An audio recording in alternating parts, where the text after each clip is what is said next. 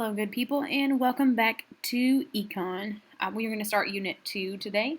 We should have already finished your first one on the intro to Econ and just some general economic principles and personal finance principles. And now we're going to move on to our unit on choices. All right, and it might sound kind of weird, like why are we talking about choices with an economics class? Well, the vast majority of what you are going to do to ensure your financial stability is going to depend heavily on your choices. So let's go ahead and dig into it. So how in the world can we make informed decisions that impact our financial stability? What are some things we're going to have to consider in order to make some sound choices and for us to be financially stable throughout our lifetime? The first way we're going to do this in our first lesson today is education and income. So how in the world does one impact the other? And it's a two-way street, okay? So our first subcategory of this would be high school education. All right, so obviously in a public school, we were going to tell you not to drop out because you shouldn't. All right, so let's talk about the cost of dropping out. And we can look at this three different ways. The cost of dropping out to you as a person, the cost of dropping out to your family, and the cost of dropping out to others. Okay, so statistically speaking, and this is kind of an older infographic, but the statistic is still the same.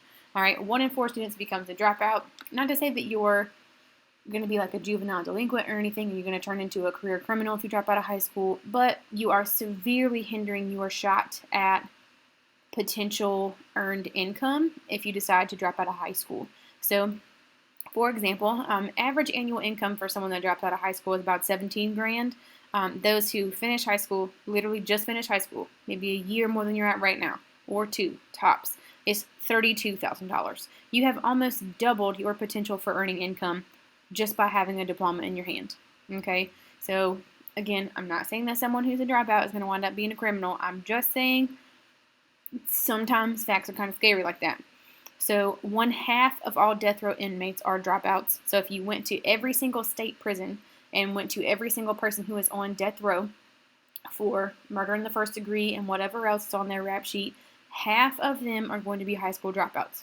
Okay, the employment rate, people who have a job as a dropout, is 45%. So not even half of people who have not received a high school diploma or some equivalent have a job, which is kind of sad. Okay, let's talk about the cost to your family. All right, so your future children, if you decide to have any. Half of all parents on welfare are dropouts. I'm not saying that if you drop out, you're going to need welfare, because welfare is there for people who need help, and there is not nary a bit of shame in needing help in your life. Everybody does at some point in time. Half of all parents on welfare have dropped out of high school, and sometimes your education leads you down a path, or your lack of education leads you down a path that does not allow you to earn a lot of income. All right, fatherless children are twice as likely to drop out, and 1 in 3 teen moms is a high school dropout because, listen, that stress of having a small child as well as trying to do high school and still be a teenager has got to be a lot, okay? And then to America in general. So somebody has got to pay for programs that typically high school dropouts can use, okay? So 75% of state prison inmates are high school dropouts, all right? On average, people, we spend about $24 billion on incarceration and welfare for dropouts. So when somebody is in prison, they have to have something to wear. They got to have somewhere to sleep. They have to have somewhere to shower. They have to have 3 meals a day, a place to go and hopefully get some sunshine so they don't wind up with like vitamin D deficiency. All right, so that's $24 billion that the United States of America is having to pay for someone who decided to go down a different path, and maybe that path led them to some unsavory choices and therefore to prison. Okay, now the United States would save $42 billion with a B billion dollars on healthcare if each dropout finished just one more year of high school. Okay. Additionally, the lifetime effect on somebody who is in the United States government, they add about $287,000 to the United States government if they are just a high school, not college, y'all, just a high school graduate. And typically, the United States spends quite a bit of money, and they wind up owing the government about $5,000 in benefits over their lifetime. Okay? All right. Let's talk about the levels of education beyond a high school diploma. Okay, now here's the thing. If you are like, the high school scene is not for me, but I still want a diploma of some sort, I still want to prove that I graduated, but maybe just not in a classroom, you can get your GED. People think it stands for a lot of things. What it really stands for is General Education Development Test. One way or the other, you're going to have an exam in your 4 core subjects, okay? Your science, your social studies, your language, and your math, okay? And by language, I mean language arts, not like your Spanish or your French, okay? So you got to take those 4 core tests, and you got to study for those. And typically speaking, somebody who goes to get a GED, that's offered usually at community colleges, and there are a couple of, plenty of private programs that do them across the country. They are equal in value to a high school diploma, but sometimes people look down on somebody who's gotten a GED, like, why did you have to go somewhere besides high school to finish up? And they'll kind of question your life path, but alas, it still gives the same value and will still open the same doors for employment, okay? All right, the next one is an associate's degree. Typically, this is a 2-year degree, so it would take you 2 years if you were a full-time student, all right, which means you're working with about 2 to 3 classes a day per semester, and it's completed a course of study. So you have to go through this whole set of courses that will help you have some sort of specialized degree in a subject. Okay, the next level up from that, and the one that's a little bit longer than that, is a bachelor's degree. That typically takes about 4 years, and that means that you've completed an undergraduate course of study. Okay, in an undergrad course, it's like when you register for all your classes in high school and you have to have 2 units of a foreign language. You got to have 4 units of social studies. You got to have 4 of math and 4 of English, and so have you. The bachelor's degree then will be whatever set of classes you need to take in order to be good at a specific subject, not just generally be a good human. All right, so for example, I went to college in order to be a history teacher at the high school level. So I had to go through a course of study that would help teach me how to teach other people social studies. Okay? All right, so for example, this is what a course of study looks like. I copied mine over from the ECU History Education Department. And again, there's a minimum 2.5 GPA required. This is not coming fresh out of high school. This is once you get into college, your GPA has got to be at least 2.5 or you can't even get into the College of Education. All right, so you have to have 42, this is study hours, okay? You have to have 42 hours of all this stuff down here, okay? So you have to take an English that is writing intensive. So you have to take 2 levels of English. You have to take 2 sciences and at least 1 lab, okay? I, praise goodness, made it out of college without ever having to take a chemistry class. And my lab was, my science with the lab was physics and the universe, and my lab was stargazing. All right, you have to have some humanities and fine arts, that type of thing. You do have to have freshman gym if you want to have a bachelor's degree in something.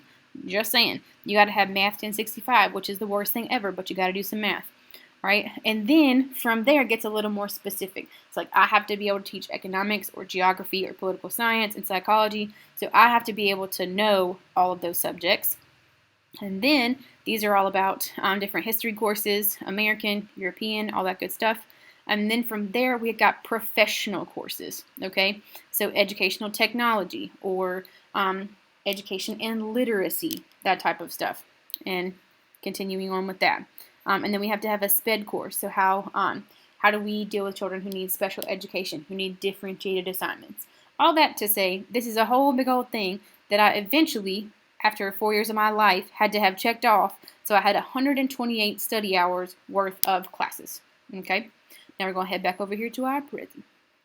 All right, moving right along. Now, a master's degree is like that, but on steroids. It's extremely specific. You do not have to have gym class if you're out here and getting a master's degree. Typically, it could take you anywhere from 2 to 6 years, depending on how specific it is, and depending on whether or not you have to do research for it and write a thesis. Okay, a thesis, which you should know what a thesis statement is if you have passed English, and if you don't, I'm a little stressed. Okay.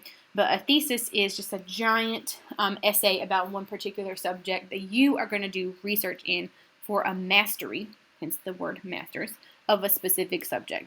And now even further up the ladder and even more time and effort is a doctorate, okay? So people who have doctor in front of their name, it does not necessarily mean that they are a medical doctor and can like treat you for wounds and stuff, okay? That just means that they hold a doctoral degree in something. So on top of a master's, they have done mastery and research and a thesis, their big old long essay in a specific area. And it usually means that the person who earned this degree can teach about it, like a professor at a college level, okay? That's doctorate. Next up is licensure, okay? So on top of all this, sometimes you have to have a degree plus licensure in order to practice whatever skill you just spent 2 to 6 years getting good at, okay? And this is a special certificate to practice a certain skill. For example, if you are a pilot, you have to spend at least 1,000 hours training to fly a plane, okay? And in addition, you have to get a pilot's license. Just like when you get a license to drive a car, you had to take driver's ed, and passing the test in driver's ed was not enough. You have to have a little piece of paper that says, I can drive a car, or a little piece of plastic, that says, I can drive a car. All right? So a doctor has to do the same thing. Teachers, lawyers, they can go and get their degree, but then in order to actually practice that out and about with people, they have to have a license. Okay? All right, so let's talk about how education impacts your income via bar graphs, okay? So let's talk about usual weekly earnings versus the unemployment rate, okay? So let's look at this. Let's start at the bottom and work our way to the top. So if you have less than a high school diploma, typically how much you would earn in a week is $493, okay? So if we rounded that up to a cool 500, so 500 times 4 is about $2,000 per month. This is before taxes, though, so it's going to be less than that. All right, 8% of people who have less than a high school diploma are unemployed, typically speaking. Okay, now as we move up the ladder, they're earning a little more per week, a little less unemployment, and so on and so forth until, look at that, 1.5% unemployment rate. So out of 10 people, only 1 doesn't have a job. Okay, instead of more than that. All right, so what I'm trying to say here is that the more education you have, the more opportunity you have for earning more money. Okay, now, this does not mean that just because you get a doctorate in something and you want to be a medical doctor, you pop out of med school making tons of cash. That is not how it works. It's going to take you a while to work up to earning that much money. Okay, it's not guaranteed huge income right out of the gate. I'll put that link in your discussion boards that you can talk about it. All right, so the next thing we got to talk about is life after high school, okay? All right, so let's talk about choosing a path. Where do you want to be in a year? Just think about this. You don't have to write this down. Where would you like to be 1 year from now? How about 5 years? How about 10 years? You're like, whew, Miss Hurst, that's a long way. I know that's a long way from now, but you got to start thinking about it when you're younger. Do you have to know exactly what you want to do right now? No, but if you've got a general idea about a direction you'd like to go in, that'll definitely help you financially, okay? So let's talk about how does education impact those goals? Do you need more education? Do you need less education? Can you make it work with just a high school diploma and then you go start working and someone teaches you a skill? Do you need to go to trade school? Should you go to college? Should you just work? Should you volunteer? Well, honestly, that depends on you because you can choose whichever path you'd like to take in life, okay? Let's also think about if I decide I want to get this education and do this job, you're more than likely, unless you are an entrepreneur and own your own business, you're going to have somebody who is your boss. So what is your employer going to be looking for? And you should probably be thinking about that as you choose your path. Because if you want to own your own barbershop, you need to worry about what you would look for if you were the person who is the boss and you're trying to hire somebody. What would you want them to be like? But then on the other hand, if you are going to be an employee and you have a boss, what's your boss going to be looking for in you? What type of qualities do you need to have? All right, so let's talk about some options, okay? Let's talk about further education, all right? And then we'll cut it off for right now and get to part 2. All right, so further education, let's talk about community college, all right? Typically, they have 2-year degrees. You get training or a license, like we talked about licensure a little bit ago, for a job or a skill, and it can be used to finish your education later in life. And we'll talk about the benefits and pros and cons of those in a little bit. College is usually a 4-year study in a specific program. It's typically smaller and has less options for degrees. So, for example, Barton College over in Wilton, that is a college and not a university. We use the term interchangeably in the U.S., and we probably shouldn't. But they have like maybe 40 to 50 options as what you can do, whereas a university also has a 4-year course of study. It's typically bigger, and East Carolina, for example, has about 200 things that you can specialize in. All right, and you can also get graduate degrees. And we will pick up where we left off in part 2.